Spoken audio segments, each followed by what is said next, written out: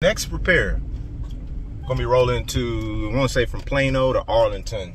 Check out a Chevy Cobalt R2. That's another one I maintain. Right there. Just checked all the fluids on it. Did a little multi-point inspection. Added some fuel system cleaner.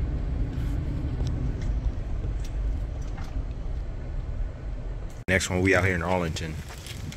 We're replacing this crankshaft sensor on the Chevy Cobalt. It's a pretty simple repair. From what I remember, that crankshaft sensor location could either be on the backside or it is directly underneath the oil filter. And I think it's more underneath the oil filter.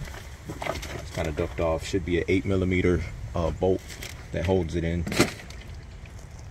Alright, it's a little tough to find, but get you a 8mm with like a 6-inch extension. Let's see if I can get you to it.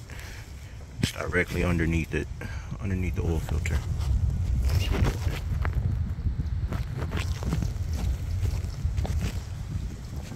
Alright, got it out. That's how it looks. Took a little force, but it wasn't too bad. Just kind of jimmy it a little bit. Got to turn it side to side like that, pulling it out. That helps it.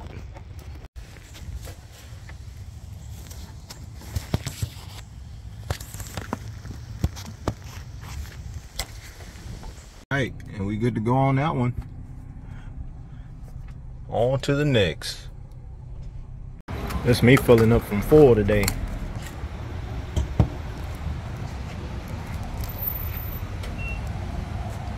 Yeah.